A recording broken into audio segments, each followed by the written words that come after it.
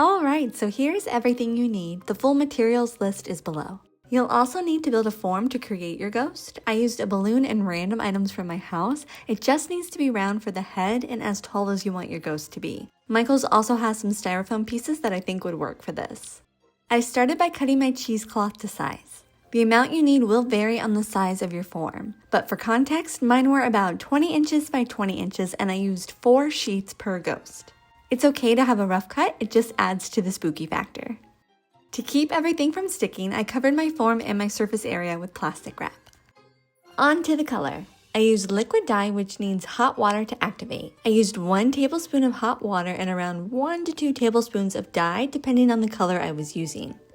The color will lighten a lot since it's being mixed with white fabric stiffener. I added the Mod Podge to my bowl and mixed in the dye a little at a time. This way I would be able to control the color.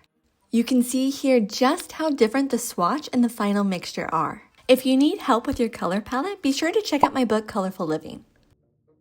So that's all the prep work I did, and it's time to assemble. Working with 1 piece of cheesecloth at a time, I dipped the fabric into the fabric stiffener solution, squeezed out the excess, and then draped over the form. The best part about this project is that the fabric is not going to dry in place as you are working with it. There is plenty of time to shape the ghost exactly how you want it to be. For each ghost, I added 2 sheets of the colorful cheesecloth. Once your fabric is in place exactly how you want it, I recommend letting it sit about 24 hours or just overnight to dry up a little bit. That way when you go in to add the white cheesecloth on top, the dye is not going to bleed through the fabric.